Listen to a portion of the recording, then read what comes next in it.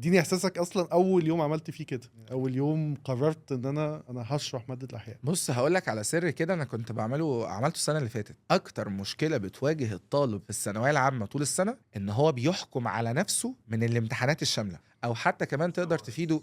الله يكون السلام ورحمه اهلا الله. وسهلا، حبيب قلبي. قلت والله في بودكاست فانا مش هينفع بقى. تعالى اتفضل.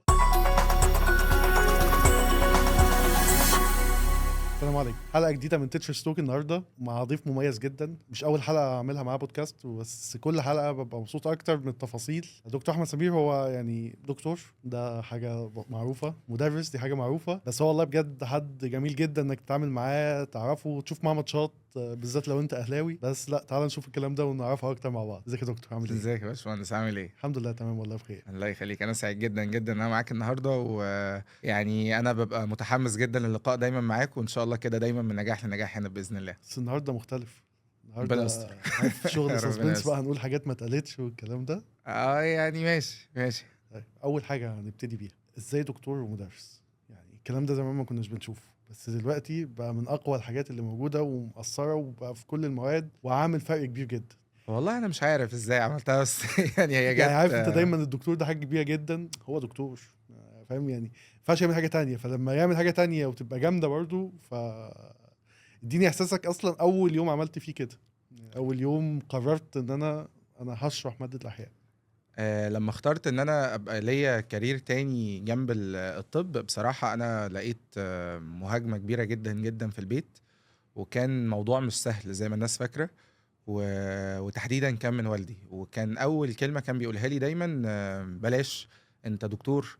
وخصوصا ان انا كنت بادئ وانا في الدراسة اصلا، يعني انا تقريبا وانا في تانية جامعة وانا شغال في التدريس.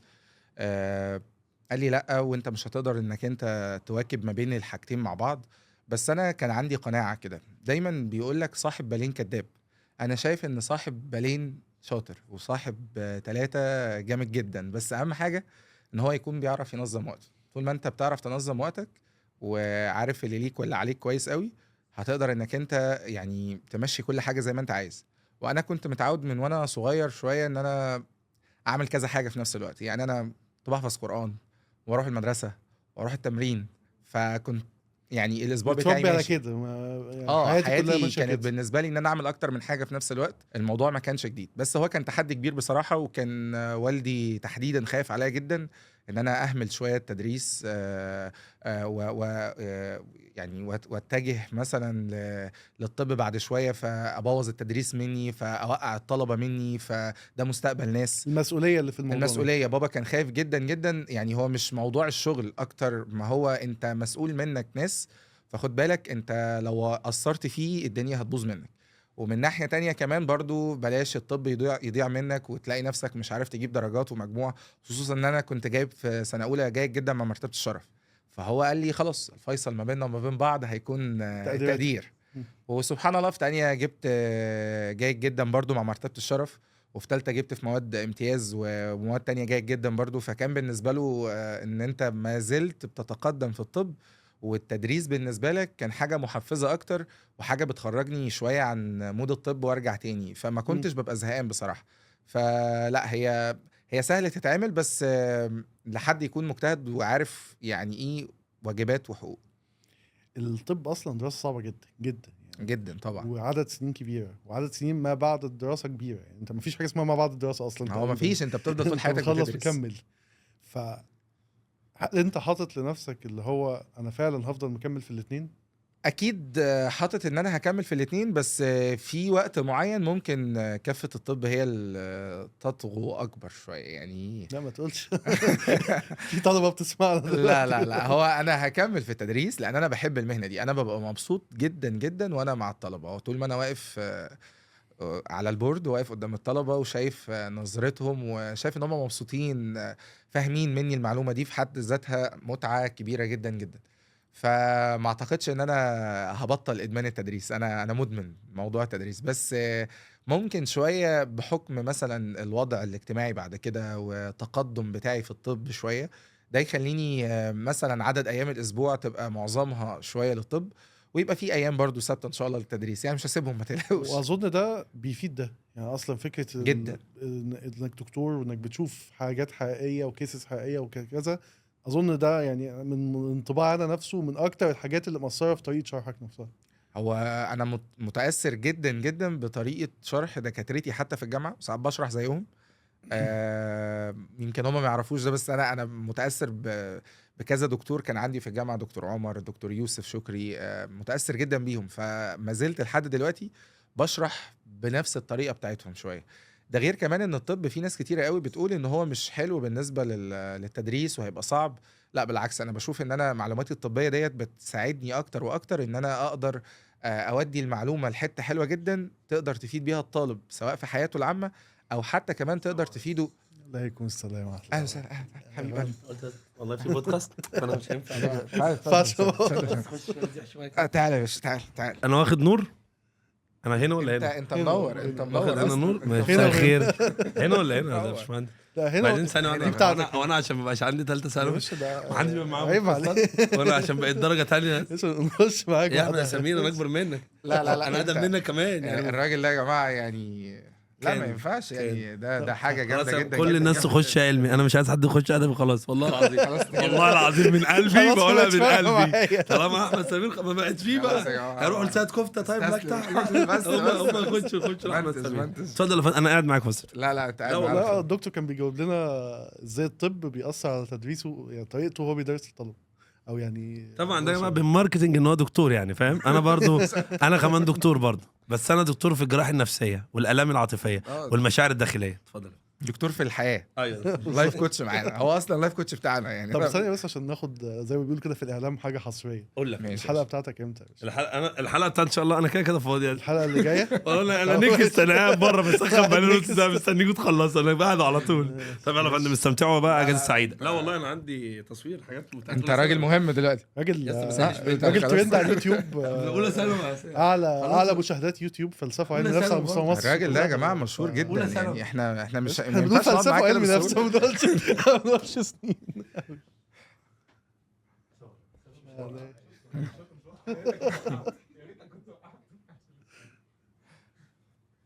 كنا قلت فين بقى عشان نسيت.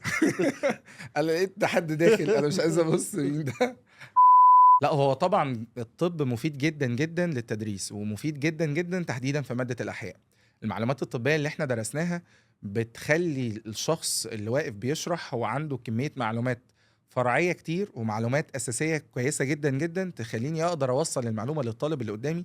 لا وكمان يعني المعلومه اللي هو هيسال فيها ويتعمق فيها هيلاقي ليها رد معايا، لان انا بحاول قدر الامكان ان انا افيده في حياته العمليه وفي حياته الدراسيه. يعني هو هيستفاد من اجابه المعلومه سواء في الدراسه بتاعته، وانا هحدد له ده، لازم اعرفه ان ايه حدود ان ده المعلومه؟ حدودك ان انت هتجاوب بيها في الامتحان، لان هو برضو ملزم بكتاب المدرسه. وبرضو بعرفه من الناحيه التانية الاهميه العلميه والحياتيه للمعلومه ديت، انت ممكن تقدر تستفيد بيها ازاي. بيدرسوا هرمونات زي السيروكسين وهرمون النمو، وبيقعدوا يسالوا انا ليه قصير وليه طويل وليه تخين وليه رفيع. طب الكلام ده انت ممكن تفهمه اصلا، ممكن تفهمه عن طريق الاحياء والطب بشكل عام. ازاي تخس، ازاي تتخن، ازاي تقدر تحافظ على صحتك. فانا شايف ان هي متعه كبيره جدا انك انت تبقى عندك معلومات طبيه بجانب كمان المعلومات بتاعه المنهج بتاعتك. طيب هو اصلا الطلبه اللي بتدرس احياء في مصر هنا هو بيدرسها وهو في علم علوم، فغالبا التارجت الاساسي بتاعه طب او صيدله او مجموعه الكليات الطبيه نفسها. مظبوط. هل انت شايف ان هو المعلومه اللي انت بتديها له بالطريقه دي ممكن تبقى فعلا مفيده ليه كمان لما يخش يبقى دكتور؟ يعني يعتبر تمهيد كويس للكليه اكتر منه ان هو ياخد المعلومه بس كاحياء؟ انا عايز اقول لك حاجه مهمه جدا جدا عن الدفعات الجديده دي محظوظه قوي، لان هم بياخدوا المعلومات بتعمق اكتر، وخصوصا النظام التعليمي الجديد اللي هو معتمد على التحليل والاستنتاج بيخليهم عارفين تحليل المعلومه بشكل كامل. فبالتالي هم لما هيدخلوا الجامعه هيبقوا افضل مننا احنا شخصيا، لان هو داخل الجامعه عنده معلومه كامله، مش نص المعلومه ولا ربع المعلومه زي ما ولا احنا كنا حافظها زمان. زي ما فهو داخل اصلا الجامعه عنده المعلومه بشكل شبه كامل، خلينا نقول بشبه كامل. فهو داخل عنده المعلومه حلوه جدا، هيفهم اكتر جوه الجامعه. هو بس هيبقى ناقصه ان هو يعرف المعلومه باللغه الطبيه بتاعتنا بقى، المصطلحات الطبيه مش اكتر، بالعكس هيبقى مستواه افضل بكتير. فهو محتاج ده في الثانويه العامه، هم محتاجين التعمق ده. بس نتعمق بحدود برضو علشان نبقى فاهمين كويس قوي ايه اللي هنتسأل عليه في كتاب المدرسه في اخر السنه. الناس دايما كانت بتقول كده بشكل واضح وصريح، الاحياء حفظ. لا لا لا لا لا، مفيش بالمقارنه ما الكلام بين ده خالص. الكيمياء والفيزياء يعني، او بالمقارنه مع الكيمياء والفيزياء كعلمي يعني. ايه مدى صحه الموضوع ده اصلا بشكل عام؟ وهل النظام الجديد بالتغيير في النظام الجديد وحته الاستنتاج وكده اثر برضو على المعلومه نفسها او انا عايز اقول لك انه من زمان الاحياء عمرها ما كانت حفظ بس. حلو. وباكد على كلمه بس لان لازم يكون فيها حفظ. هي الاحياء دايما بتبقى عباره عن تخيل وفهم وحفظ، وبالترتيب ده.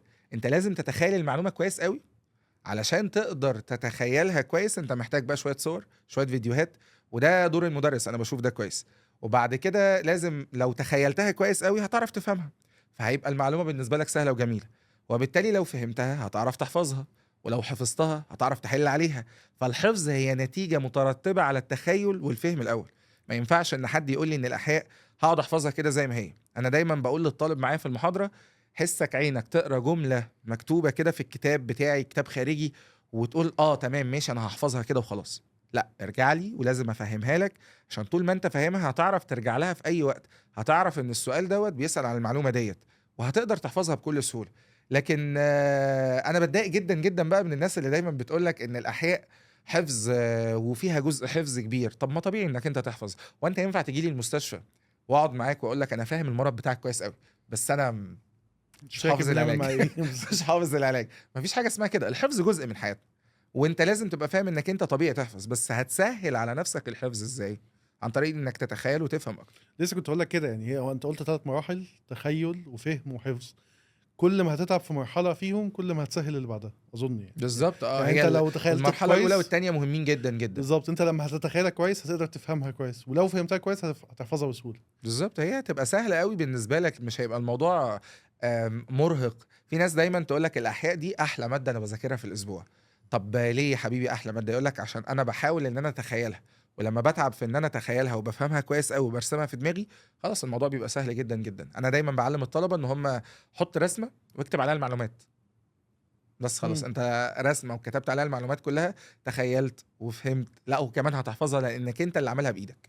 الناس بتتخيل ان الحاجه او لا، وبيسموها في لغه الكمبيوتر 0 1 يعني، اللي هو 0 و1. بمعنى ان ماده زي الاحياء مثلا، ولنفترض انا حاسس ان هي صعبه فهي هتفضل صعبه. لكن انا بشوف ان بتطوير المهارات اللي احنا بنتكلم فيها دي ممكن ماده صعبه تبقى سهله. يعني ممكن لو انا مش واخد بالي، يعني ممكن الناس تبقى مش واخده بالها من الفكره وداخل يحفظ على طول، او داخل يحاول يحفظ المعلومه على طول. فلو انا المدرس او انا استوعبت الفكره بتاعت ان انا لا، انا محتاج اتخيلها وبعد كده افهمها وبعد كده احفظها، اظن ده ممكن يحول ماده من صعبه لسهله. قابلت حاجه شبه كده او شفت حاجه شبه كده مع الطلبه، ان كان بيتعامل مع الماده غلط، لما ابتدى يتعامل صح بقى كويس او بقى احسن مستوى. ده كتير قوي قوي. وانا هدي لك مثال عليا انا شخصيا كانت عندي مشكله كبيره اصلا في الاحياء في الاول. وانا في الثانويه العامه كنت حاسس ان انا مش عارف اتعامل مع الماده دي.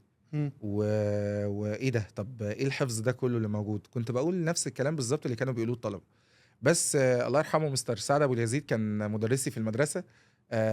كان بيقول لي الجمله دي: حاول تنمي من مهاراتك اكتر علشان تقدر انك انت ما تتعبش كتير في المذاكره.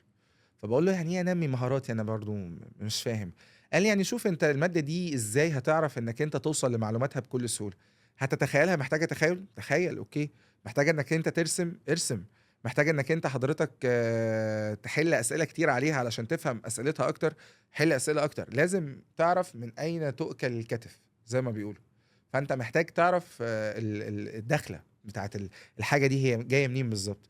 فاول حاجه انا بنصح بيها الطلبه دايما ان هم شوف الماده دي محتاجه ايه واعمله. ماده زي الفيزياء مثلا، يعني في اعتقادي مدرسين الفيزياء ممكن هم اللي يقولوا ده اكتر مني، بس محتاجه حل كتير، محتاجه ان هو يتمرن على اشكال الاسئله ان هو يتدرج في والقواعد الصعوبه. ازاي يقدر ان هو يلعب بيها في السؤال.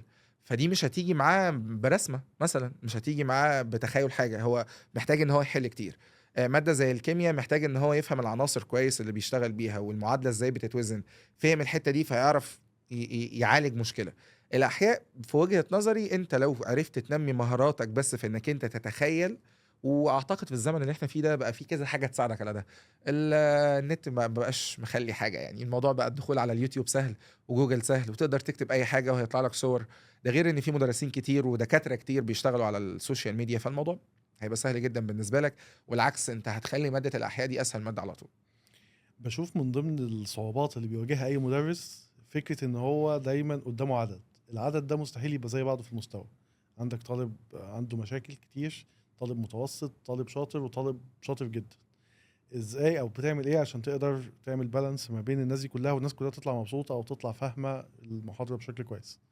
يعني ده ليه انا علاقه باللي احنا لسه بنتكلم فيه، ان كل طالب اصلا عنده مشاكل معينه في الماده، فازاي هتعامل معاها مع العدد كله قدامي؟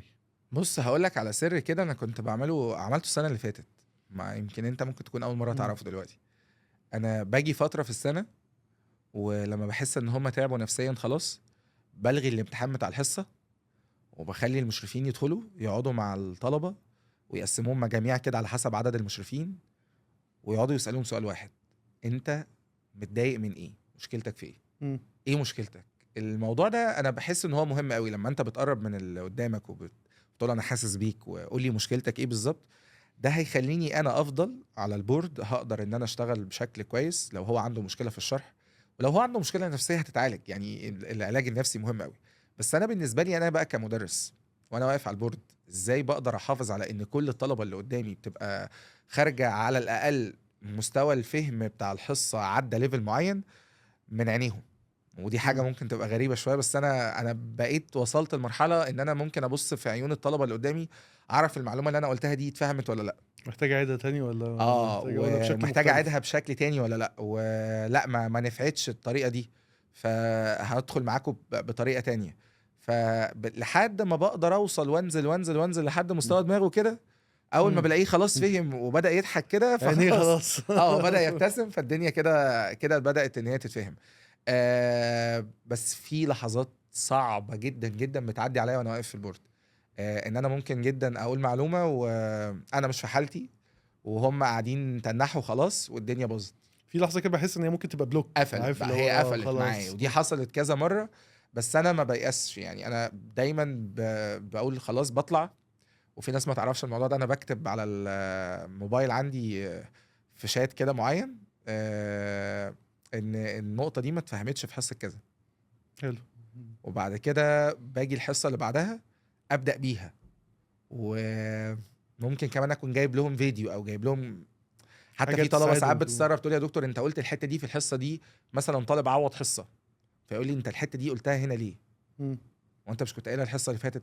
لا انا عارف المجموعه دي ما فهمتش المعلومه دي مني المره اللي فاهم. فاتت، فانا دورت لهم طول الاسبوع على حاجه توصلها توصل بشكل لهم افضل. المعلومه. ولما بقى بحس بنظره الفرحه في عينيهم ان هم فهموا، او حطيت بعدها سؤال وفهموا وحلوا السؤال، يا ده فرحه كبيره قوي. بحس بلذه انتصار كده، اللي هو خلاص انا انتصرت، عرفت اوصل المعلومه. طلاب زي ما قلنا فيهم مستويات مختلفه. قابلت قبل كده التحول او الترانزيشن بتاع طالب ضعيف اول السنه مثلا او في بدايات السنه، واتفاجئت في اخر السنه ان هو بقى من الاوائل او بقى من الناس اللي جايبه درجات كويسه على الاقل في الاحياء؟ انا عايز اقول لك ان انا كان معايا طالب السنه اللي فاتت اصلا اول السنه اتطرد.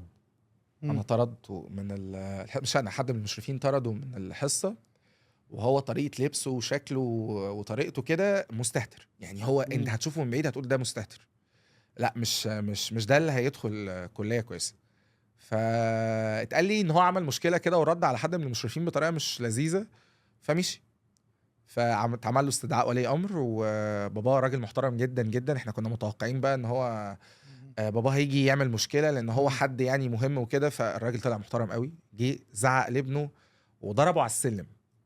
لما فهم المشكله جه ضربه، فالواد رجع تاني قال لي يا دكتور خلاص انا اسف وهلتزم فانا استغربت ردة الفعل، يعني بناء على ايه؟ هو كان عامل رئيسي في الموضوع ده باباه.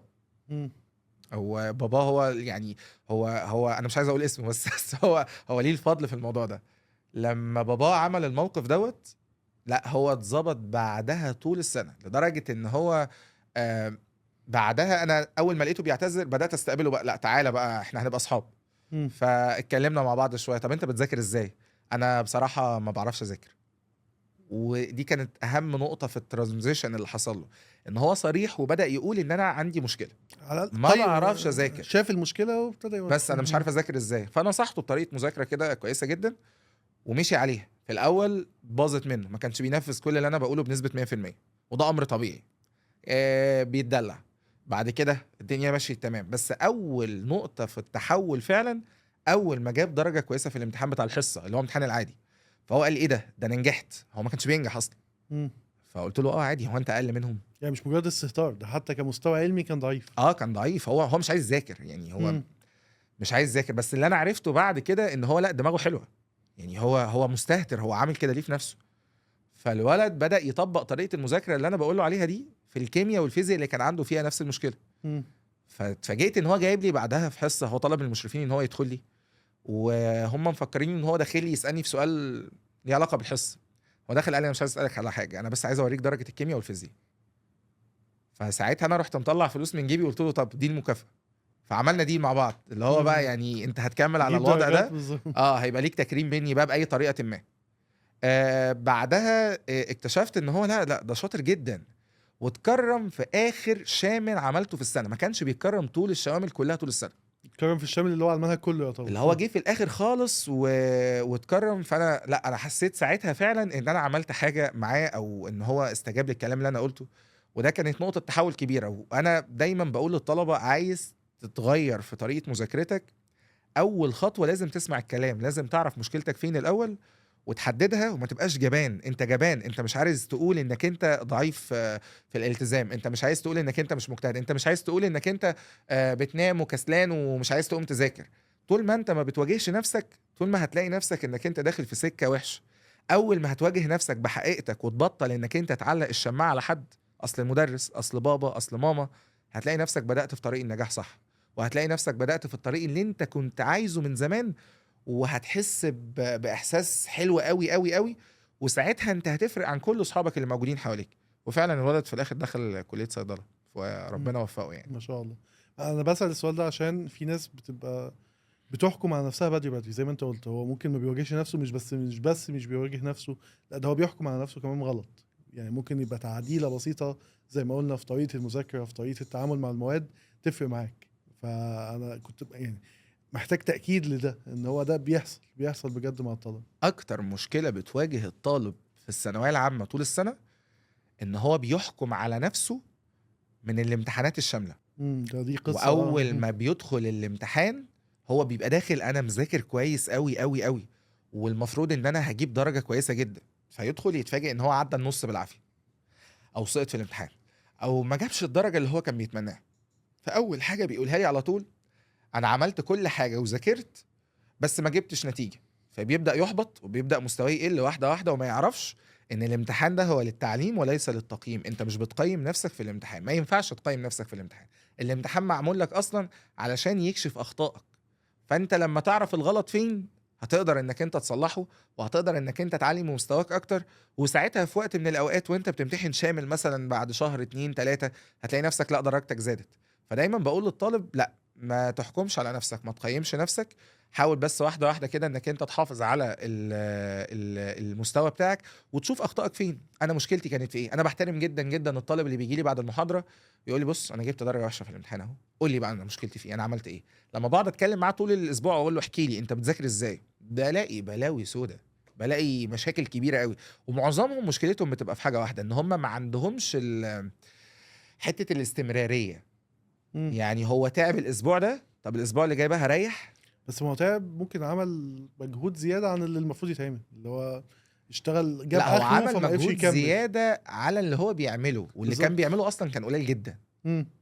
بس قصدي هو عايز يعمل التغير السريع قوي، وده مش تغير صح. سريع قوي، وده مش منطقي. مفيش حد مره واحده بيطلع لفوق كده، ولو طلع لفوق مره واحده بسبب صدفه ولا حاجه هينزل تاني بسرعه. انتوا نفسكم بتدرسوها في العضلات، وانت لو حملت العضله مره واحده جامد بتحصل لها شد. صح اهو. يعني تعالى بقينا اشرحها فاهمين بقى. بس تسمح لي هنا، يعني والناس ممكن تتفاجئ، الطالب وده بقى واقع دلوقتي، يعني ممكن يكون بنسبه 40-50% ما بيروحش للمدرس بس عشان المعلومه، هو بيروح للمدرس عشان ينقله من نقطه لنقطه، يرتب له دماغه، يرتب له اللي هو يركز فيه واللي ما يركزش فيه. فبشوف ان جزء من مسؤوليه المدرس انه يفهم الطالب يعني ايه امتحان شامل. انا ليه بعمل لك امتحان شامل؟ انا بعمل لك امتحان شامل عشان تغلط فيه اصلا، مش عشان ما تغلطش فيه. انا بحط لك عقبات تغلط فيها دلوقتي عشان تنجح فيها بعد كده في الامتحان الاساسي او الحقيقي اللي هو امتحان الثانويه العامه نفسه. انا بحط لك امتحان شامل عشان تتعلم تضغط دلوقتي وترتب وقتك دلوقتي عشان تعرف تعمل كده في وقت الامتحانات. فانت معايا في الحته دي ولا لا؟ ان هو دي مسؤوليه المدرس قبل ما تبقى مسؤوليه الطالب، او قبل ما الوم عليها الطالب بمعنى اصح. المدرس عليه دور والطالب عليه دور في الحتة دي. انا من زمان والدتي كانت بتقول لي انت بتحب المدرس ده ليه؟ ليه عايز تروح تحضر الحصة للمدرس ده؟ كنت بقول لها علشان انا بحبه وبحب النصايح بتاعته وبحب جدا جدا ان هو يبقى موجود في حياتي. وانا معترف بده كويس قوي ان لازم المدرس يوصل لمرحلة معينة مع الطلبة بتاعته مهما كان عددهم. مهما كان عددهم انت تحاول قدر الامكان تعمل اللي عليك وتوصل لحياته الشخصية لو تقدر. ازاي هتوصل لحياته الشخصيه؟ انك انت مش هتساله، بس انت هتنظم له حياته اللي انت المفروض متوقع ان هي تبقى عامله ازاي في الثانويه العامه. او من خبرتك في التدريس انت فاهم كويس قوي ان الطلبه دي بتتحط ازاي، او ايه المشاكل اللي بيبقوا موجودين فيها على مدار السنه. فهتبدا انك انت تعمل له بلان، وبلان ايه وبي وسي كمان، علشان تبدا انك انت تنظم له حياته، ولو وقع من دي يروح لدي وتساعده. بس انا بشوف ان الطالب لازم يبقى صبور جدا جدا مع اللي هيعمله المدرس، لان في طلبه كتير قوي مهما المدرس قال مهما عمل مهما سوى، لا هو بيعمل ده مثلا اسبوع وبعد كده يلتزم بالجدول وخلاص اسبوع، وبعد كده لا يبدا ان هو الكيرف بتاعه يقل تاني. فمحتاجين صبر في الثانويه العامه، لان دايما انا بقول ان الطالب اللي بيجي في اخر الثانويه العامه وبيجيب درجه كويسه ده كان شخص صبور جدا جدا جدا جدا وبيجتهد، وكان عنده حته الاستمراريه ان هو مكمل على موضوع المجهود اللي بيعمله لحد الاخر فقدر يوصل. فانا متفق معاك جدا ان احنا لازم ننظم الدنيا للطالب قدر الامكان. وبرضو عندي رجاء من الطلبه ان هم يحاولوا قدر الامكان ان هم يلتزموا باللي احنا بنقوله ويبقى عنده ثقه فينا. وانت فكر كده، انا كنت دايما بقول للطلبه جمله حلوه قوي، كنت بقول لهم يا جماعه انتوا في مركب وانا صاحب المركب. فبيقولوا لي يعني ايه؟ اقول لهم يعني انا صاحب المركب، انت مش جيت هنا؟ فيقول لي خلاص انت جيت هنا يا باشا، يبقى انت كده اخترتني ان انا اكون صاحب المركب، فتمشي بمزاجي ما تمشيش بدماغك انت، لان المركب اللي هيبقى ليها رئيسين هتغرق. فاللي انا هقول لك عليه اعمله. لما اقول لك ان في شامل والشامل دوت معمول علشان خاطر انك انت تتعلم من اخطائك، ما تجيش انت تقيم لي نفسك، ما تاخدش اجراء مع نفسك انا ما خدتوش معاك اصلا، فمش وقته. انا صاحب المركب وسيبني امشيها زي ما انا عايز. هفضل طول الطريق ان انا اعلمك ازاي تشتغل، ازاي اعلمك انك انت تمشي في البحر، وهتغلط وانا عارف انك هتغلط وهتتعلم، بس اهم حاجه تبقى واثق فيا وعندك صبر عشان نقدر نوصل لبر الامان. انا هرجع تاني لحته الشامل، بس لازم امسك في الحته دي بتاعه الجزء بتاع فكره ان انت هتغلط. الطالب اللي دخل الامتحان الشامل وجاب درجه كويسه، الناس بتشوفه ان هو ده خلاص من الاوائل. مش طيب، شرط. ده مش شرط. فبالتالي التانية مش شرط، اللي ما جابش درجه ده ممكن يطلع من الاوائل لاخر السنه. ازاي الطالب يستغل سواء نجاحه او فشله في الحته دي؟ يعني نجاحه ان هو جاب قفل الامتحان شامل من الامتحانات والناس خلاص، وهو نفسه ابتدى يحس ان انا ايه ده، انا ممكن اعمل كده اخر السنه. وازاي نستغل الناحيه التانية اللي برضو الطالب اللي ما جابش وابتدى زي ما قلنا من شويه يحكم على نفسه، ازاي استغل دي ودي، ازاي اعملها حافز ان انا اكمل بيها. بص انا هتكلم في نقطتين في الحته دي. يعني النقطه الاولى بالنسبه للطالب الشاطر اللي عرف يحقق حلمه في الامتحان وجاب الدرجه الكويسه ديت، لازم لازم لازم انك انت تستمر بقى على اللي انت عملته. لازم تشوف كده انت عملت ايه في الشهر اللي فات قبل الامتحان الشامل. انا ذاكرت ازاي؟ كنت بنام كام ساعه؟ ايه العوامل اللي خلتني اقدر اوصل للنقطه دي؟ وتكتبها وتحافظ عليها.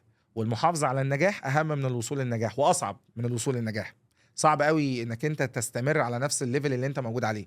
سهل شويه انك انت تقدر توصل للنجاح مره، بس هتقع تاني. انك انت تفضل مستمر على نفس البيك اللي انت وصلت له ده انت برنس قوي. فبنصح دايما الطلبه اللي وصلوا وخلاص انت حسيت انك انت شاطر في الماده وبتتكرم فيها بشكل مستمر، اوعى حسك عينك تتغر وتقول انا كده وصلت خلاص. دي اول خطوات الفشل، انت هتقع تاني. وهتقع ممكن بقى حظك الوحش تقع في اخر السنه، فمش وقته. لازم قدر الامكان انك انت تحافظ على مستواك وتشوف العوامل بتاعتك وتكمل عليها. اما بالنسبه بقى للطالب اللي وقع، انا عايز اقول لك على معلومه والله. يعني انا معايا طلبه كتير جدا جدا ما كانوش بيتكرموا معايا في ولا شامل ودخلوا كليات طبيه في الاخر. بس دايما تبص للطلبه دي تلاقي درجاتهم كل امتحان بتعلى بتعلى وناقص له درجه، ناقص له نص درجه على التكريم، ويقعدوا يعيطوا بره، وانا ببقى من جوايا مش هدي لك الشهاده، لا مش هينفع، انا عايزك تفضل على الحته دي، انت حاسس ان انت لسه ما وصلتش لنقطه الكمال، ودي هتدفعك اكتر انك انت تكمل لقدام، كمل مجهود. وهتعمل مجهود اكبر وهتكمل لقدام وهتوصل على فكره.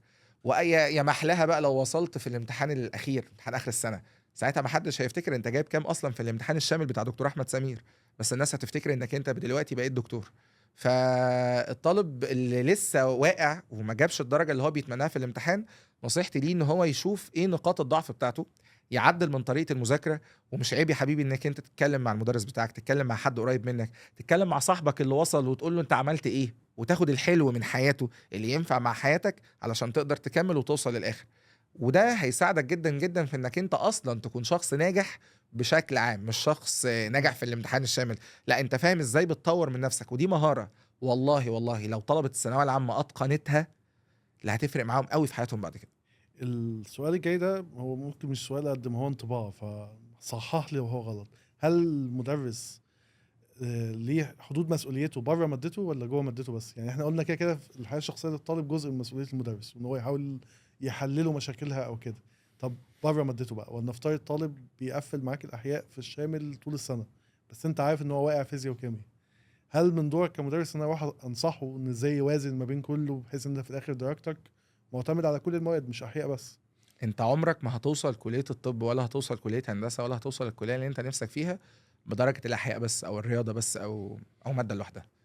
فاول نصيحة انا بحب اقولها دايما للطلبة، اوعى حسك عينك علشان خاطر امتحان مادة احياء تروح ترمي لي كل المواد التانية.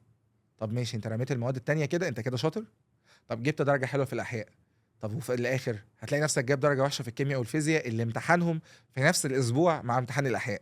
طب انت كده شاطر؟ الاجابة لا.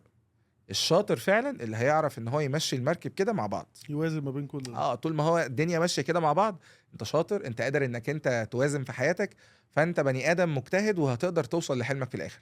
درجتك في اخر السنه مش معتمد على ماده واحده، درجتك في اخر السنه معتمد على كل المواد، فانت لازم تجتهد في كله، وشطارتك انك انت تمشيها صح، ودي محتاجه منك مجهود. اوعى تفتكر ان الموضوع هيكون سهل. بس انا عايز اخد بقى من كلامك ده نقطه تانية. المدرس المفروض ان هو يوصل مع الطالب بره المادة وبره التدريس بشكل عام، ولو يقدر ان هو يحسنه في حياته بشكل عام يبقى كتر خيره. انا بحب دايما ممكن اسأل الطلبة اللي بتحاول تقرب مني، وبحب ان الطالب بيجي يسألني هيتكلم معايا، طب بتصلي ولا لا؟ طب انت اخبار علاقتك ايه مع ربنا؟ طب انت بابا وماما نظامهم ايه؟ حتى النصايح بتاعتي اللي ممكن اقولها لهم في وسط الكلام في الحصة، حسن علاقتك مع ربنا وحسن علاقتك مع بابا وماما، لان حياتك عمرك ما هتوصل في الاخر لحاجة الا بسبب الاتنين دول، ربنا سبحانه وتعالى اولا طبعا، والدك والدتك، يعني هم دول اهم حاجة. طول ما انت محسن حياة الشخص اللي قدامك الخارجية هتأثر عليه جدا جدا في شغله، وهم شغلانتهم الدراسة دلوقتي، فلو تقدر انت كمدرس توصل للنقطة دي يبقى حلو قوي. التكريم بتاع الشامل في لحظات مؤثرة جدا، يمكن في فيديوهات كتير ليك في اللحظات بتاعت التكريم دي. قول لي بيبقى ايه احساسك في اللقطة دي؟ يعني بتفكر فيها ازاي وانت ممكن ساعات بتتعامل مع ولي امر في مكالمة او قدامك او كده؟ يعني بيبقى احساس عامل ازاي؟ اول مرة كنت بكرم فيها في شامل، انا اللي ابتكرت الطريقة. قعدت مع المشرفين وقلت لهم بصوا انا عايز اعمل حاجة مش للشو بس، لا انا مش عايز اعمل شو، انا عايز افرح فعلا، بتبقى مؤثرة فعلا في بيت تفرح الطالب اللي قفل ده، هي كانت طالبة وقفلت وتفرح باباها ومامتها ونكسب بيها حاجة تانية. فقالوا لي ايه؟ قلت لهم نوري الطلبة الباقيين ان لما الاب والام بيجي لهم بس درجة الشامل شامل عادي، وان بشعورهم عامل بنتهم ازاي. مقفلة، شوف فرحتهم بتبقى عاملة ازاي، فشوف انت بقى فرحة باباك ومامتك هتبقى عاملة ازاي في اخر السنة لما تجيب لهم بقى درجة حلوة في الامتحانات كلها. فكنت بفكر دايما ازاي اوصل النقطة ديت للطلبة. يعني انا ما كنتش ببقى عايز بصراحة اكرم الطالب اللي قفل، هي الموضوع اصلا معمول للباقيين اللي ما قفلوش، اللي هو بقى ايه، تعالى اوريك المشهد هيبقى عامل ازاي. فبصراحة كانت فكرة حلوة ان احنا نكلم ولي الامر في الحصة ومن غير ما الطالب يكون عارف، ونفاجئ ولي الامر ونفاجئ الطالب ان بص باباك ومامتك لما عرفوا انت جبت درجة نهائية في الاحياء شوف هم عملوا ايه. وبتبقى لحظات مؤثرة جدا بقى، بتلاقي عياط من الاب والام، بتلاقي فرحة كبيرة، لان هم بيبقوا حاطين امال كبيرة جدا جدا جدا ان ابنهم او بنتهم بعد كده يوصل لحاجة حلوة. وفي نفس اللحظة بتلاقي بقى حالة هستيرية من العياط الناحية التانية لبقية الطلبة، او حتى الطلبة الولاد اللي هم معروفين ان هم مش بيتأثروا قوي، تلاقيهم قاعدين متنحين. هو ايه ده؟ هو باباها فرحان كده، مامتها فرحانة بالطريقة دي، طب ما انا كمان نفسي بابا وماما يبقوا فرحانين بيا. فده اكتر حافز انا بلعب عليه بصراحة، علشان خاطر الباقيين. انا بيبقى همي في التكريم في الشامل مش اللي بيكرموا، اللي بيكرموا خلاص فرحوا والدرجة بتاعتهم هتفرحهم. اللي قاعدين قدامي انا عايزهم يبقوا واقفين ورايا بعد كده وماسكين شهادات وبيتصوروا معايا. فهوصل لدي ازاي؟ خلاص يبقى التكريم نوع من انواع التحفيز كمان للطلبة اللي قاعدة كمان. ويخلق حاجه من الغيره الحميده زي ما بيقولوا، او الغيره الكويسه، وهي ان بتبقى انا عايز لحظات ابقى زي كده. بصراحة. يعني انا من امتع اللحظات اللي انا بمر بيها في مهنة التدريس دي هما لحظتين: لما بحس ان الطلبة فهموا درس صعب جدا جدا، ووقت التكريم لما بحس ان انا وصلت للاب والام انت تعبت وابنك تعب، ولا انتوا تستاهلوا بصراحة. فيعني ربنا يكرم الناس كلها بإذن الله ويوصلوا لحلمهم. طالب سواء شاطر او متوسط او كان حتى عنده مشاكل، اثر فيك او خلاك تغير حاجه في تفكيرك في تعاملك مع الطلبه بعد كده؟ طالب كان عنده مشكلة؟ لا، او حتى طالب شاطر، يعني طالب غير في تفكيرك بشكل عام، او يعني موقف اثر فيك مع طالب معين. في طالب انا افتكرته دلوقتي، هو اكيد بيتفرج عليا. يعني بص، انا كنت بقول للمشرفين بتوعي هو اقوى مني بمراحل، وهو علمني حاجات كتير. ربنا يعافينا يا رب. هو كان عنده كانسر، و انا بتضايق لما بفتكر الموضوع، بس هو انا اكتشفت الموضوع. يعني هو جه قعد معايا بعد الحصه وبيتكلم معايا بيقول لي انا حاسس بكذا كذا وكان انت اللي عندي شخصت الموضوع. فكان الموضوع بالنسبه لي صعب نفسيا صعب ان انا ابلغه ان انت احتمال يبقى عندك كانسر. وهو كان عنده قبل كده هيستوري للموضوع، فانا كنت شاكك جدا في الموضوع. قلت له لازم تروح تعمل اشعه، حتى كان في شامل ساعتها، وقلت له ما تجيش، قلت له انا مش عايزك تيجي ولا اي حاجه خالص، روح. وفعلا جالي الحصه اللي بعدها بالاشعه، وكانت لحظه مؤثره جدا ان هو مديني الاشعه وانا باصص في الاشعه، وهو اقول له ايه؟ هو تقريبا عرف، قال لي يا دكتور انا عارف، انت اللي فكرت فيه صح، وكويس انك انت قلت لي، انا كويس انك انت شخصتني وقلت لي اروح. فلما راح واكتشف الموضوع وبدأ ياخد جلسات الكيماوي، وانا قلت بقى يعني ده يبقى كتر خيره قوي لو بس مشي عدى السنة ولا شاله مادة ولا مادتين. ما شاء الله عدى السنة بشكل كامل وجاب درجات كويسة جدا. اعتقد ان هو في كلية حقوق. انا فاكر ان الدفعة دي لما جيت كرمت الاوائل بتوعهم، انا جبته كرمته علشان الارادة اللي هو فيها، وان مش المرض اللي اثر عليه. هو بالرغم ان المرض قوي جدا، بس هو عافر، خد العلاج، كمل وبيذاكر. وخد بقى المفاجأة، هو كان بيشرح للطلبة زمايله كمان وهو تعبان، وفي ناس ما كانتش تعرف. اتفاجئت وانا داخل بالعربية على السنتر في مرة ان هم بيسألوا عليه هو فين، عشان يشرح لهم معلومة قبل ما يدخلوا الامتحان بتاعي. فهو بيساعد الناس، مجتهد، والمرض ما أثرش فيه. فأنا وقفت قدام المشرفين بتوعي قلت لهم ده أقوى مني بمراحل، ده أنا كرمه على اللي هو فيه. ولأن النجاح مش كتالوج واحد، النجاح هو مش اداني درس في حياتي، طالب اداني درس في حياتي فعلا. فربنا يكرمه يا رب. أنا بتمنى له كل خير ومتابع أخباره على طول دايما. ونفسي بصراحة نفسي جدا جدا جدا إن هو في يوم من الأيام يبقى حاجة كبيرة، وأنا متأكد إن هو هيبقى حاجة كبيرة قوي قوي. في الكومنتات دايما عندك في كل البوستات، مفيش تقريبا بوست هيخلو من كومنت من طالب كان موجود عندك من سنة وسنتين وثلاثة وقبل كده. ايه اللي ممكن اعمله اصلا مع الطلبة يخليهم متعلقين بيا بعد ما خلاص ما لهمش اي مصلحة عندي اصلا، ما لهمش اي حاجة، مش مضطر يعمل كده يعني؟ هو رصيدك عندهم هو اللي بيعمل كده. يعني انا دايما بشوف ان انا بحاول ازود رصيدي عند الطلبة والله قدر المستطاع، يعني علشان اخليهم يبقى علاقتهم بيا احنا اخوات، مش مجرد طالب ومدرس والكلام ده. لا، مش هتنفع اصلا. لازم تبقى عارف انك انت اخويا الصغير او انتي اختي الصغيرة، ولازم علاقتنا تفضل مكملة بعد كده. ففكره انك انت بس ما بتبعدش عنهم بعد الدراسه، وانك انت بترد وبتتعامل معاهم، ده في حد ذاته كافي جدا ان هو يعلي من رصيدك عندهم ويخليك قريب منهم. والموضوع ده في حد ذاته اصلا متعه، انك انت تبقى لا انت ليك اخوات كتير قوي قوي قوي قوي، واخوات ايه ده، اخوات على مستوى الجمهوريه كمان. فالموضوع بالنسبه لك بيبقى ممتع جدا. انا في بنت كلمتني من سوهاج وقالت لي انا عايزاك تنظم لي المذاكره وقول لي الدنيا هتمشي ازاي وتعمل ايه. انا استغربت، انا مش فاكر بالظبط هي كانت سوهاج ولا اسيوط، بس انا استغربت ايه ده. فقلت لها طيب واحده واحده كده، ايه دي كانت بتعيط في التليفون. قلت لها طب واحده، انت ايه مشكلتك؟ انا مشكلتي كذا وكذا وكذا وكذا وكذا. دي دخلت في حاجات في البيت يعني، قصص يعني. قصص في البيت كتيره قوي. فانا قاعد حرفيا تلت ساعه ماسك الموبايل بسمع مشاكل. انا مش فاهم هي بتحكي ليه، بس هي تقريبا ما صدقت لقيت حد يسمع. في الاخر انا قلت لها اعملي طب 1 2 3 وهتابعك الاسبوع الجاي. الاسبوع الجاي كلمتني قالت لي انا خلصت الباب الاول. هي كانت واقعه اصلا في اول 3 ابواب انا فاكر، كان جاي لي في شهر 1 تقريبا. فقالت لي انا خلصت الباب الاول. قلت لها الباب الاول خلص في اسبوع اهو، يعني ما كملش اكتر من اسبوع، اللي هو انت مش عارفه تخلصيه بقالك شهر. طب الباب التاني بقى ممكن ياخد 4 ايام، باب الهرمونات باب لذيذ. طب اعمل ايه يا دكتور؟ كذا كذا كذا. فكره انك انت سايب رصيد عندهم، ده هيخليهم بعد كده حتى لو انت عملت ايه لا هم عايزين يتواصلوا معاك اكتر واكتر. وده اللي انا بسعى له دايما. انا بحب ان انا اوصل معاهم لنقطه محدش يفتكرني ان انا مدرس. انا يعني أنا حتى بقول لهم يا جماعه ده مش شكل مدرس، ده انا مش مدرس، انا اخوك الكبير وهنتعامل مع بعض وممكن نخرج مع بعض وممكن انا بلعب معاهم كوره، الولاد يلا تعالوا نلعب كوره، البنات ممكن ساعات يلا رحلات ونطلع. بس اهم حاجه يبقى في التزام وفي في انت فاهم كويس قوي انا دوري ايه معاك، علشان نقدر نوصل لبر الامان ونقدر نوصل لهدفنا والتارجت بتاعنا في الاخر. فهو الرصيد، انت سايب رصيد عندهم ولا مش سايب رصيد عشان يقدروا يعملوا كده؟ عشان ده يكمل معاك بالظبط. وانا كنتيجة بصراحه بعد نفسي كده. نفسي يفضل مكمل معايا.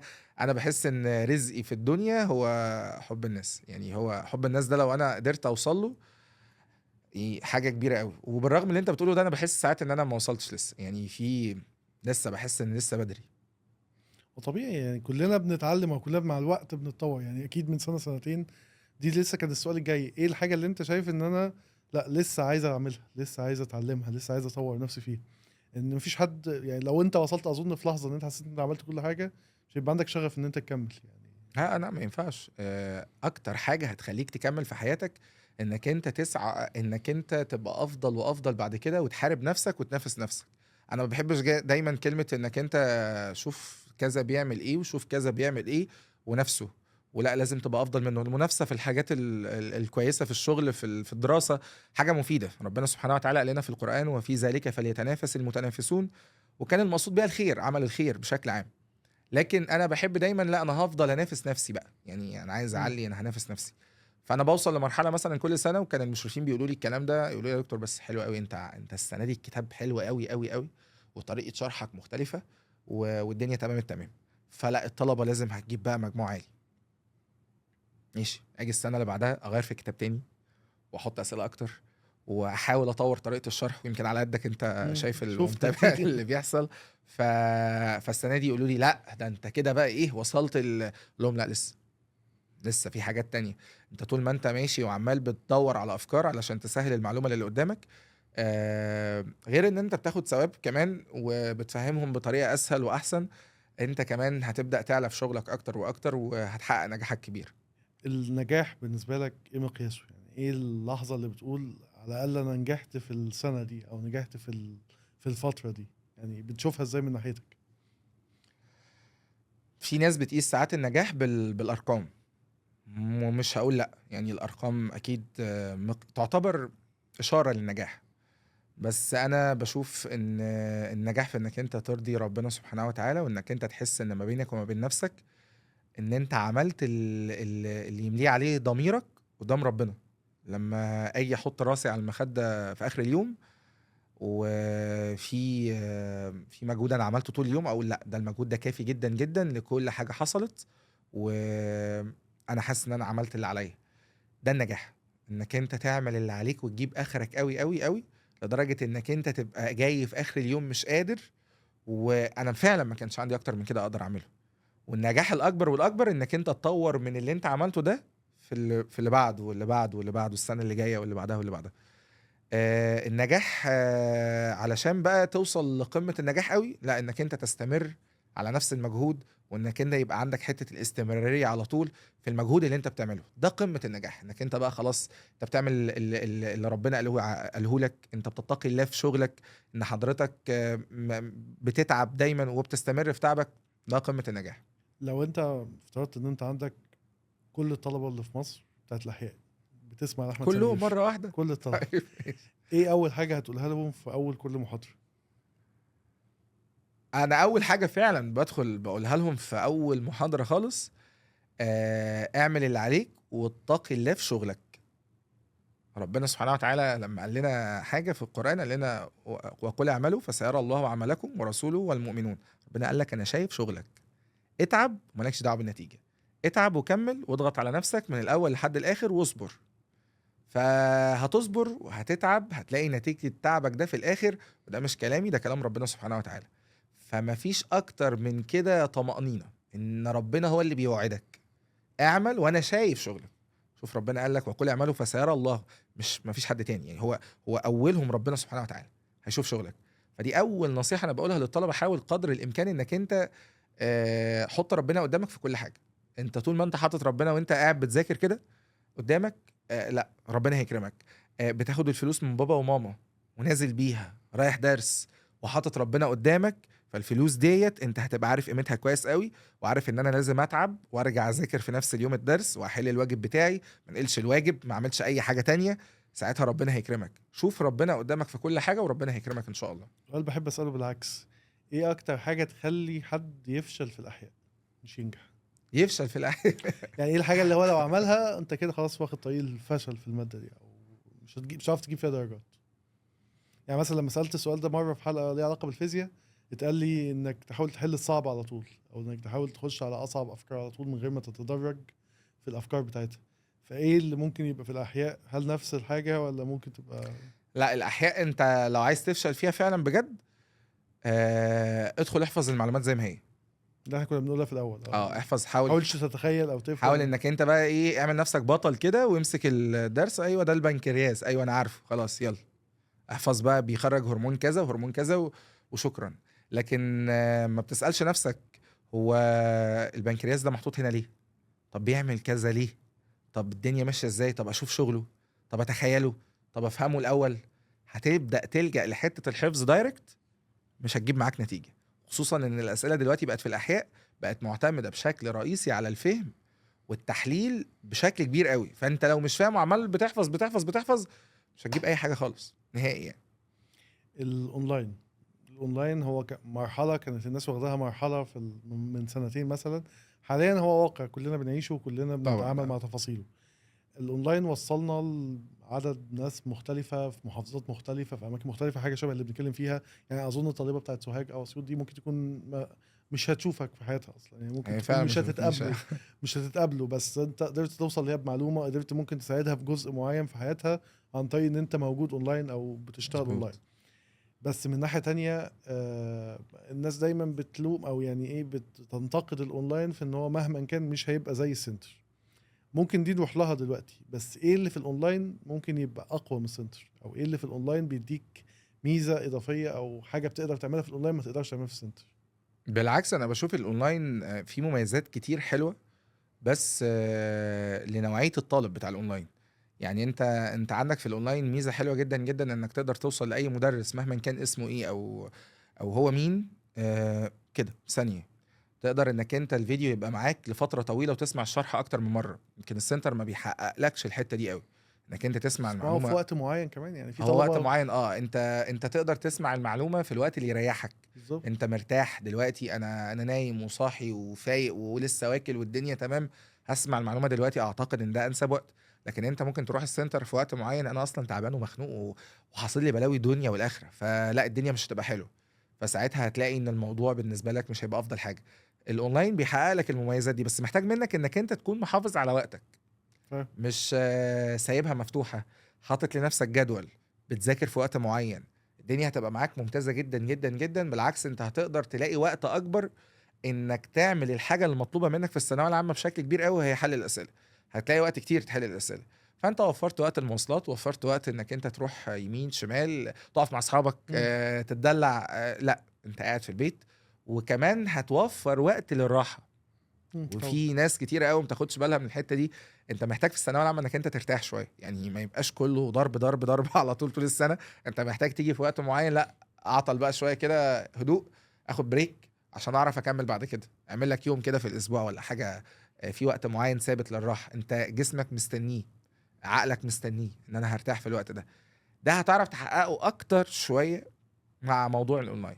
السنتر بيبقى فيه التزام بقى، يعني هو فكره الالتزام للناس اللي مش ملتزمه، وفي نوعيه كتير قوي قوي بصراحه للاسف بيبقى عندهم المشكله دي. بيبقى انا هنا كمان بتكلم بالظبط، عشان كده انا قلت حتى الناس البعيد اللي هو اللي ما عندوش اوبشن للاونلاين، فبالنسبه لي هو بعيد، هو مش قدامه لحد المدرس اللي هو عايز يوصل. ان نسبه الناس اللي هيبقى عنده الاوبشن في السنتر دي اقل من 1%. يعني لو فرضنا ان دي حقيقة. عدد الطلبه كلها 1% بس اللي عنده الاوبشن يحضر مع دكتور احمد سمير في سنتر او قريب بالزبط. منه او هكذا، لكن 99% هو ممكن ياخد قرار على هل انا هقدر استفيد من الاونلاين اصلا، او يعني هو ينفع ولا لا. لان انا بلاقي ساعات مدرسين هو شغال اونلاين وفي نفس الوقت يقول اونلاين، لا الاونلاين اي كلام، او اونلاين مش هينفع. طب معلش انا كطالب اجي لك اونلاين ليه لما انت بتقول كده؟ فالاونلاين كمان فيه ميزه اظن زياده كمان، يعني اللي انت قلته بلس حجم الماتيريال اللي ممكن اديها لك. يعني في الاخر الساعتين بتوع السنتر او الثلاثه او ايا كان ليميتد بوقت معين، ما اقدرش احل كتير، ازود اكتر من ما اقدرش كده. اعمل كذا. يعني في حاجه انت بتعملها اظن انت يعني الناس قليله او ممكن تكون الوحيد اللي بيعمل الحته دي، موضوع المذاكره ده. وده اظن ممكن اللي بيخدم موضوع التخيل اللي احنا بنتكلم فيه، او التخيل والفهم. ان انا مش بس بشرح معلومه، لا انا بمشي معاك كطالب كمان في خطوه خطوه في الحاجات اللي في الكتاب عندك او كده، عشان اوصل لك انت تتعامل معاها ازاي او تفهمها ازاي او هكذا. وايه السؤال اللي هيجي لك فيها وكده، صح؟ فصعب تعمل ده في السنتر، او صعب لا تعمل صعب. ده وحتى وقت احنا محدود حاليا عامة. دخلنا كمان ان احنا بقينا نساعد حتى الطلبه اللي في السنتر عن بالظبط. طريق جزء من الاونلاين. وبنحاول ان احنا نقدم لهم ان انت تعالى ذاكر لك الدرس، تعالى لا اشرح لك بقى الدرس بتاعك من الكتاب، تعالى اقرا معاك، تعالى نقعد مع بعض اكننا قاعدين في البيت كده قاعده حلوه بكوبايه الشاي بتاعتك اللذيذه، ويلا بينا كده ذاكر لك الدرس بتاعك، تعالى حلل لك الواجب بس بعد ما انت تحله اقول لك اخطائك فين. فده فعلا بيتحقق بالاونلاين. فالاونلاين هو بقى جزء لا يتجزأ دلوقتي من الوضع اللي احنا عايشين فيه دلوقتي، وكم المعلومات والاستنتاجات الكتير اللي صعب ان هي تتحقق كلها في السنتر. بس هو ده اكتر ميزه بصراحه للاونلاين. هو الناس اصلا بتحط الاونلاين في منافسه مش المفروض تتحط فيها. الاونلاين مش بينافس السنتر، او بيساعد. انا شايفه بيساعد، هو وسيله. هو زي ما حضرتك قلت من شويه، حته انا بجيب فيديوهات عشان افهم الطلبه، انا بعمل لهم افكار اسئله مختلفه عشان افهمهم، انا بعمل لهم كذا عشان افهمهم. الاونلاين نفس الفكره، هي وسيله في ايديك، في ايد اي مدرس، ان انا والله انا حتى شغال معاك في السنتر وهديك اونلاين جزء، ده زي ما بنسميه هايبرد، يعني اللي هو بالظبط ما بين الاثنين. انا بديك بستخدم ده انجح مدرس ممكن ينجح، ان انا اكيد اللي معايا في الاونلاين انا كده بديله كل حاجه، طب اللي معايا في السنتر انا بديله سنتر وبديله جزء اونلاين. فانا هنا مش سايب فرصه غير ما بستخدمها عشان اساعد الطالب اللي قدامي. فهو مش الاونلاين مش في منافسه مع السنتر، بالعكس هو وسيله مساعده في ايد كل مدرس ان هو يستخدمها عشان يحسن جوده الطلبه، يحسن جوده الماده العلميه اللي هو بيديها وهكذا. يعني انا بشوف ان هو لو اتحط في الحته دي، لا الناس هتتعامل مع الموضوع بشكل افضل. انا حتى الاونلاين بكل انواعه، حد بيبعت يوتيوب، حد بينزل على التليجرام، حد بيعمل كذا، لا ده بيساعد كتير طلبه ان هي تحسن من جوده فهمها للموضوع نفسه. اكيد طبعا. هو الاونلاين بقى دلوقتي عامل مساعد للطالب اللي في السنتر، والطالب البعيد، والطالب اللي برضو عنده مشكله في بعض الحاجات الصغيره اللي موجوده في المنهج. انا هقدر اساعده بكل الطرق عن طريق الاونلاين. طبعا عن طريق ان انا هوفر له فيديو للمذاكره، عن طريق ان انا هشوفه هوريه اتفضل كده شوف فيديو اهو توضيحي اكتر يقدر يفهمك المعلومه. كل ده هنقدر نحققه في موضوع الاونلاين. فهو بصراحه لو الناس استغلته صح هيبقى كويس، واتمنى ان هم يستغلوه صح. سؤال بقى يعني من الطلبه، ربنا يستر. ليش شامل كده؟ ايه ليش شامل كده؟ انا ورايا مشوار ممكن ممكن امشي دلوقتي حالا يعني. يعني ليه الشامل ايه؟ الشامل يعني حلو والله. الفيديو لسه نازل من شويه على الصفحه. الطلبه يعني فاهم، انتوا اللي لو منزلين في وانا مش منزل حاجه. لو في عزا مش هيبقوا منزل كده. حاجه. هم يا جماعه المسكين على فكره مش ماسك حاجه خالص. لو في عزا مش هيبقوا كده. ايه اللي بيحصل فيهم في الشام؟ والله وايه مش موضوع بعمل الثلاث حاجة. مستويات اللي السنه دي معمول؟ ويعني اشرح لي اكتر عن فكره الامتحان والشامل والتفاصيل. بص انا فكرت السنه دي زي ما كنت بقول في الاول ان انا اطور من شغلي اكتر. فقررت ان انا يعني بالتعاون يا جماعه مع مستر محمد غنيم برضو آه، ان احنا نقدر ان احنا نوصل الطالب لكل مستويات الاسئله اللي ممكن يتسالها في اخر السنه. فقلنا طيب ايه رايك امهد لك موضوع الامتحان الشامل؟ انا عارف ان الشامل بالنسبه لك انت بتبقى شايفه صعب. طب تعالى يا عم، هتبدا انك انت تشوف الامتحان المستوى الاول، مستوى سهل جدا جدا ومباشر، والغرض منه ان انا اشوفك انت فاهم الاساسيات البيزكس بس اللي هي بتاعت المنهج. تمام خلاص حلو، جبت درجه كويسه، ادخل على الشامل التاني. الشامل التاني بيبقى فيه استنتاج شويه واشوف حضرتك فهمت ابعاد المعلومه بتاعتك اللي في الكتاب ولا لا. عشان كده الامتحانات دي احنا بنتعب عليها قوي، ان احنا نحاول نوصل انا والتيم المساعدين الاسئله اللي لا اوكي. عشان كده دايما بقول لهم نطلع الاسئله واعرضوها عليا في الاخر، عشان انا ممكن اعدل سؤال وهم حتى بيستغربوا يقولوا لي انت ما السؤال ده كويس انت شلته ليه؟ اقول لهم لا ما هو في واحد شبهه. لا احنا عايزين نخلي الامتحان كله بيقيس المنهج كله الباب كله، عشان يبقى الطالب عدى على كل حاجه. علشان هو لو غلط في حاجه يبقى فاهم ان هو عنده مشكله في الحته دي، عنده مشكله في حته مثلا العضلات، الانقباض العضلي، الهرمون اللي بيخرج مثلا من الغده الدرقيه، هو فهم ان هو عنده مشكله. فهيضطر غصب عنه لما يشوف السؤال محلول غلط هيبدا يفتح الكتاب تاني وهيراجعها تاني. يبقى احنا كده كسبنا. يبقى المستوى الاولاني والمستوى التاني معمولين بس عشان خاطر بمهد لك للمستوى التالت. في بقى وخدك في ناس التالت بقى. التالت بقى انا مش والله مش بعمل مستوى صعب، هو التالت بتبقى الفكره ان هو ميكس بقى ما بين كله. بس اللي بيعمل رهبه للتالت ده الشامل ليفل 3 ده اللي هم بقعدهم بقى في نفس مستوى الامتحان. يعني هو اتفضل انت هتدخل لجنه وهتستلم بابل شيت والورقه بتاعتك مشابهه لامتحان اخر السنه بنفس المستوى تقريبا، بس انا بيني وبينك بس ما تقولهمش انا ببقى معلي الليفل اصعب شويه شويتين علشان خاطر بس اعرفه المشاكل بتاعته. والامتحان التالت ده تحديدا انا مش بخلي حد من المشرفين يحطه، وفي ناس ما تعرفش ده انا اللي بكتبه بنفسي، وما بحاولش ان انا اخليهم هم يكتبوه، لان انا بحس ما اعرفش ان ممكن ما يوصلوش للي في دماغي، مم. فلا انا اللي هكتبه. انا مش فهم- عايز مجرد سؤال صعب وخلاص، انا عايز سؤال صعب انا عايز يعلمه سؤال حاجه. بيقيس حاجه معلومه بالظبط. معينه. انا عايز انا وخد بالك بقى من حاجه تانية، انا ببقى عارف الطلبه اصلا مشكلتهم فين، وده مش شر والله ابدا انا ببقى عارف ان هم مشكلتهم فين. ببقى في الحصه من الحصص بشرح المعلومه بلاقيهم فهموها بعد صعوبه شديده جدا جدا في الشرح، وانا خدت مثلا وقت وقلت مثال واثنين وثلاثه وقومت ناس ودفعت فلوس. طب عايز اتاكد بقى انكم فهمتوها ولا لا. بخرج من الحصه، في ناس مش عارفه الحوار ده، بخرج بروح كاتب بقى يا باشا في نوته كده صغيره عندي النقطه دي صعبه، الحته دي صعبه، الحته دي كانت عند الطلبه فيها مشكله، وببدا احط الامتحان السؤال فيه عشان اكشف له مشكلته في الامتحان. فهو مستفاد والله من الشامل التالت ده قوي، ان هو هيعرف مشكلته فين. يعني انت دخلت الامتحان جبت 25 من 30، يبقى في 5 نقط انت عندك مشكله فيهم.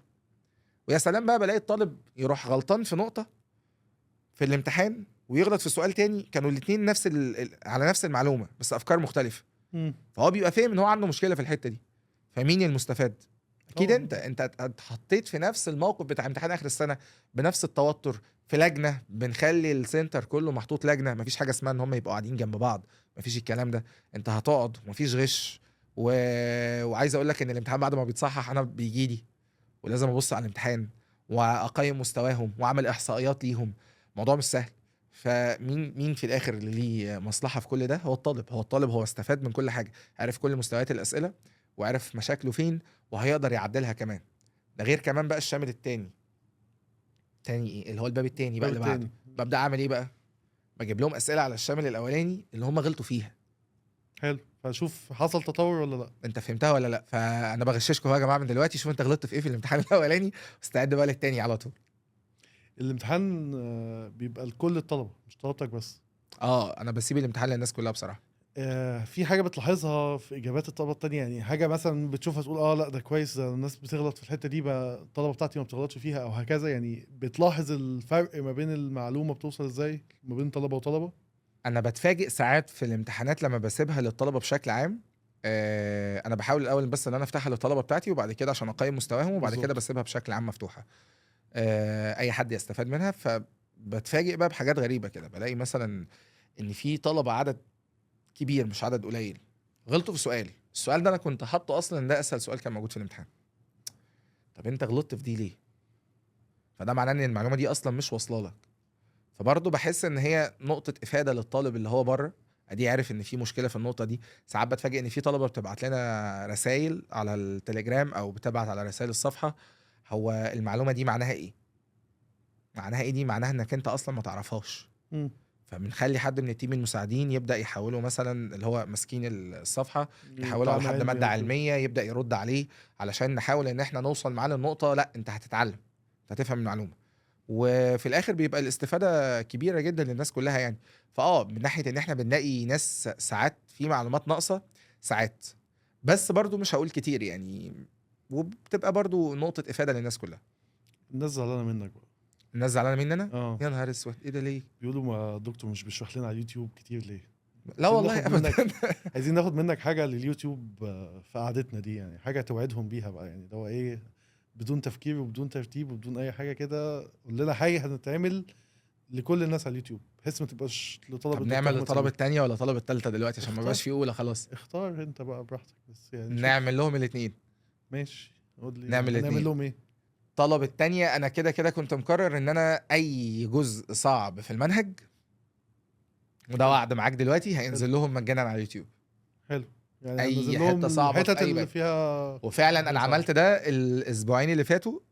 نزلنا الباب الاولاني باب التغذيه، كل النقاط الصعبه اللي في الباب نزلت على اليوتيوب مجانا الحمد لله، حلو. والناس بتشكر جدا ومنتظرين اللي جاي. المراجعه بتاعت الباب الاول نزلناها مجانا للناس. انا مظلوم والله يا باشا. انا خلاص مظلوم. هنسيب لهم اللينك بتاع البلاي ليست في سيب لهم اللينك وهم الديسكريبشن معاهم بتاع على الفيديو. طول. بالنسبه ثانوي للباب بقى. الثاني والثالث هنعمل نفس الكلام ان شاء الله باذن الله، ربنا يقدرنا معاهم ونفضل مكملين معاهم طول السنه ان شاء الله. إن شاء الله. بالنسبه لطلبه ثالثه ثانوي، يعني انا كتاب الامتحان موجود مجانا على اليوتيوب، وهنحاول قدر الامكان ان الفتره الجايه برضو ده وعد قدامك اهو، هننزل لكم كل الحاجات الصعبه اللي موجوده في الابواب بشكل مستمر، في صوره تريكات كده مهمه. وكمان اسئله دكتور زنود كلها تنزل لهم على اليوتيوب، يعني اي حاجه من الاسئله الصعبه ودكتور هي زنود الافكار دي برضه الصعبه. انا عايزك تشرح ايه دكتور زنود برضه لو حد لسه ما يعرفش. بص، دكتور زنود هي كانت فكره علشان نقدر نعالج بيها المشاكل اللي بتحصل في الشامل. دايما الطالب بيشتكي ان هو لما بيدخل الامتحان بلاقي اسئله صعبه ما بعرفش اتعامل معاها. طيب ايه رايك ان انا ادي لك الاسئله الصعبه بتاعت كل باب، وهخليك تجمعها في نوته. النوته دي انا مديها لهم اصلا من اول السنه. اي طالب بيبقى معايا بيستلم النوته ديت. النوته دي اول ما حضرتك هتستلمها هتبدا تسجل فيها الاسئله الصعبه، الافكار. يعني انا بجيب فكره، سؤال شكله ان هو صعب شويه بس هو بيقيس فكره مهمه، فالفكره دي انت هتسجلها عندك وتكتب تفسير الفكره ديت وانا هحلها لك. فهو بيسجل الافكار ديت على مدار السنه بقى، كل حصه شوف بياخدها بقى، بياخد مثلا على الحصه 5 6 7 افكار، يبدا ان هو يحلهم لوحده الاول، وبعد كده بيفتح اليوتيوب يلاقيني طالع له انا بحل له الافكار ديت، وبقول له الافكار دي جت ازاي وتقدر تتعامل معاها ازاي في الامتحان. والموضوع بالنسبه له بيبقى افاده كبيره جدا، فيبقى معاه في الاخر السنه خالص نوته كده حلوه مجمع فيها اصعب 5 6 7 افكار على كل حصه خدها طول السنه. فمتهيألي ان هو لما هيدخل في اخر السنه اي فكره صعبه هتجيله في الامتحان هتبقى موجوده تقريبا معاه في من النوت. ضمن دول. خلاص هي هتبقى معاه. ده غير كده كمان ان هي هتساعده في الشامل. انا الافكار الصعبه اللي انا هجيبها في الشامل، ما انا مش هخرج بره الافكار دي، ما هي دي اصعب افكار، بغششهم كتير فانا كده. بغششهم اهو. فهم كتير يعني كده. فاحنا لا وعد يعني ان شاء الله باذن الله هنفضل مع طلبه اليوتيوب لحد اخر السنه ان شاء الله باذن الله، ونبقى متواجدين بشكل كبير، ووعد هيبقى في حصص مجانيه كمان على اليوتيوب الفتره الجايه ان شاء الله. الولاد بقى زعلانين منك، الولاد ما بتتكلمش كتير ليه؟ الولاد دول مطلعين عيني. انا اللي زعلان منهم. انا اللي زعلان ومتضايق. بص، هي بقت ظاهره دلوقتي يعني، على فكره مش هتلاقي عندي وبس، هتلاقي عند فعلا ناس في كل كتير، الناس. مدرسين كتير واصدقاء ليا كتير بيكلموني في الحته دي. بس هي في حاجه برضو لازم الناس تعرفها يا جماعه، عدد البنات اضعاف الولاد يعني في المجموعات اصلا بشكل عام في الحقيقه. يعني في مصر اصلا هتلاقوا عدد البنات مرتين تقريبا عدد الولاد او اكتر. انا ما عنديش الاحصائيه بس العدد كبير، فطبيعي ان النسبه اللي بتتكرر من البنات هتكون اكتر من الولاد. بس برضه هي ليها سبب تاني بظن، يعني احنا كاولاد برضه ايه مش بناخدها على قلبنا قوي، يعني عارف اللي هو ايه، ما بندوس ما قوي بقاش ممكن في في الاخر. الحته اللي جوه دي اللي هي عادي يا عم مش مشكله خلي اللي راحت. يكمل بالكاميرا، ايه هتفرج على عادي. ماتش الاهلي، فاهم؟ اهم حاجه ماتش الاهلي، انا معاهم في موضوع ماتش الاهلي ده. لكن لا هم بصراحه يعني الولاد اللي بحس ان هم مهتمين قوي بحته ان هم يتعلموا، لا هو بيجيب درجه كويسه. بس هو انا اللي زعلان منهم يا باشا بقى، هم زعلانين مني في ايه؟ انا ما بعملش معاهم حاجه. لو احنا بنتكلم ان احنا بنجهز دكاتره، يعني احنا ماشي. كاحياء احنا دايما مهمتنا تجهيز دكاتره. ايه اهم نصيحه لحد ان شاء الله السنه الجايه هيبقى في اولى طب؟ حاجه انت لما دخلت اولى طب اتصدمت ان هي عكس ما كنت متخيل، كنت فاهمها غلط، كنت بتتعامل معاها غلط؟ اهم نصيحه واول ما هتدخل اوضه طب انت ما تتغرش في نفسك، لان انت هتلاقي نفسك في وسط مجتمع كله داخل اوضه طب. صفوة الصفوة. يعني معلش أنت بقى، مش انت داخل كنت معاك. قاعد لي يا باشا في الحصة شايف حواليك مستويات، لا هو المستوى الليفل العالي قوي هو اللي موجود جنبك. فانت لازم يبقى عندك صبر ايوب، تبقى قاعد كده وسطهم وعارف انك انت الطبيعي. طبيعي انك تلاقي واحد اعلى منك مع انك كنت اعلى واحد موجود في المجموعة، وانت دخلت كلية الطب، انت جامد قوي. بس انت هتدخل جوه هتلاقي ناس لا اقوى بمراحل. انا كنت بحس ان انا في الجامعة اقل واحد فيهم. مم. انا حاسس ان انا ايه ده، انا مش فاهم حاجه ومش عارف اتعامل مع الانجليزي اللي بيتقال في الجامعه والمصطلحات واللاتيني بقى الطبيه واللغه، اللغات ايه ده، طب انا هعمل ايه مع الكلام ده كله؟ فانت محتاج الصبر، ومحتاج انك انت تتعلم من اللي حواليك، لان في ناس بتتكسف تعمل ده. مش عيب انك تروح تسال، ولحد ما تقدر توصل لطريقه تتعامل معاها مع الموضوع. تتعامل ازاي مع طريقه المذاكره الجديده اللي هتكون مختلفه في الجامعه، لان الجامعه مختلفه تماما عن الثانويه العامه. محتاج انك انت تفهم ازاي تتعامل مع موضوع اللغه، وانك انت تعمل تكرار للمعلومه بشكل سريع جدا علشان تقدر انك انت تتعود عليها. وبدل ما كنت بتنطق اسم الحاجه بالعربي خلاص هي هتبقى ثابته بالانجليزي. فانت محتاج انك انت بس يبقى عندك صبر وادابتيشن، تكيف مع الوضع اللي انت هتتحط فيه. ده لو انت قدرت تعمله كويس قوي في الجامعه هياخد منك وقت طبيعي عادي جدا ان هو ياخد منك وقت، لا هتوصل لحاجه كويسه جدا جدا، وهتقدر انك انت تتاقلم مع الوضع بشكل سريع، لا وهتجيب درجات وتقديرات كمان. الاسئله خلصت، بس المره دي في اخر الحلقه بيبقى في سؤال صعب. انا بشوف ان هو لو اتسال لي هيبقى سؤال صعب. ربنا يستر يا لحد ما باشمهندس، يتسال لي بقى ربنا هنشوف. يستر ربنا يستر. عايزك تبص للكاميرا بتاعتك وتوجه رساله احمد سمير اللي من 5 سنين، وتقول حاجه لاحمد سمير اللي كمان 5 سنين. اول رساله لاحمد سمير من 5 سنين. يعني انت اتمرمطت وجه أوي يا رساله أحمد. دلوقتي. انت اتمرمطت قوي يا احمد والله. انت كويس انك انت قدرت توصل يعني. انا بصراحه ما كنتش مصدق ابدا ان انا هقدر اوصل للي انا وصلت له ده دلوقتي. ما كنتش مصدق خالص ان انا هقدر احقق حاجه انا اتمنيتها قوي، ان انا اقدر اوصل لقلوب ناس كتير وان انا اقدر احقق حلمي في مجال التدريس مع مجال الطب، الاتنين مع بعض. الموضوع يبقى كان صعب قوي ان انا اقدر امسك العصايه من النص. بس انت قدرت تكمل، وقدرت انك انت اللي وعدته لنفسك تعمله، واللي وعدته لاهلك قدرت تعمله.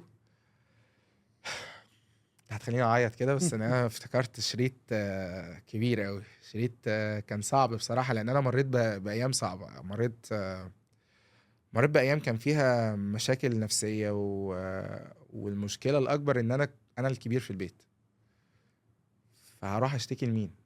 هو المفروض ان انا هشتكي لبابا وماما، لا يعني انا اللي بشيل همهم. مش عايز دلوقتي ازود. هم فيهم اللي مكفيهم. فاتحملت وقت كان صعب يعني. وكان في اوقات في حياتي كان الاختيار فيها، انت اخترت ولا هتختار انك انت تكمل، هتختار انك انت ما تستسلمش ولا هتستسلم. في وقت انا لو كنت قلت انا هستسلم محدش كان هيلومني. الحمد لله، انا مش قادر اقول حاجة تانية غير الحمد لله على كل حاجة انا قدرت اوصل لها في الفترة دي. اما بقى احمد سمير كمان 5 سنين انا جاي لك وفي حاجات في دماغي لازم احققها، لازم ان شاء الله احققها. عشان هنزل الفيديو ده كمان 5 سنين. كمان 5 سنين يعني فاهم.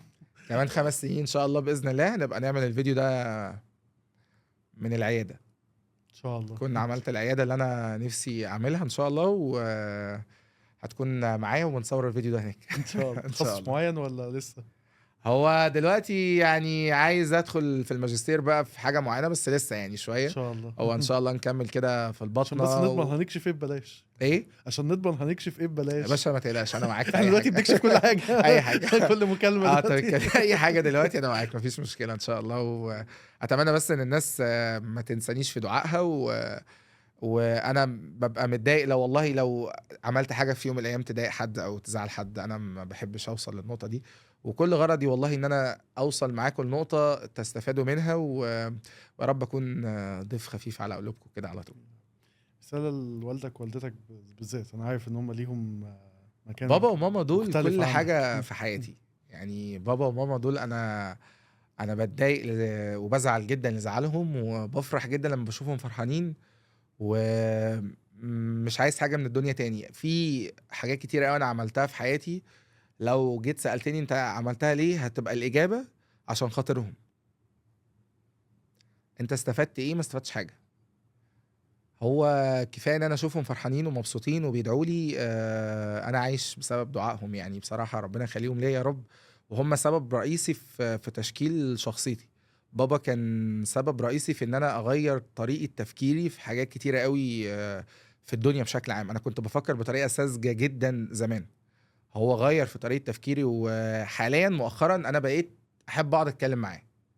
يعني زمان بابا ده دماغه كبيره قوي، انا مش هقعد اتكلم معاه في ايه. لا دلوقتي بدات افهم ان هو كان وجهه نظره صح في حاجات كتير. ماما علمتني حته الصبر، يعني ان انا اصبر على اي بلاء انا ممكن اتعرض له. هي نموذج في الحوار، صبرت كتير قوي قوي قوي قوي معانا، وربنا يخليكي لينا يا امي ان شاء الله، واقدر افرحكم يعني انتي وبابا كده دايما باذن الله. يا رب دايما.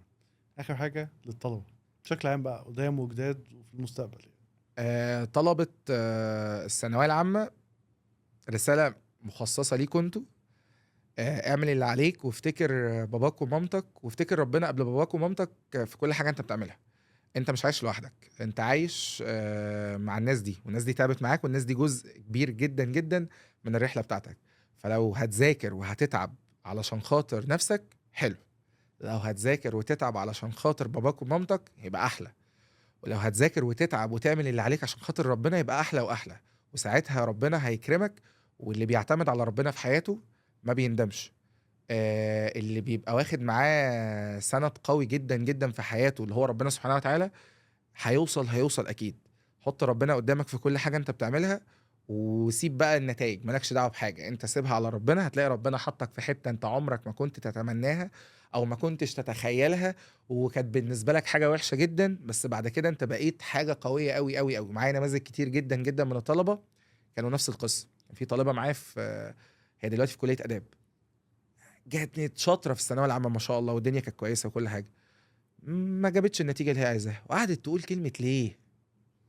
انا ليه وادخل كليه اداب وشايفه ان هي كليه مش حلوه.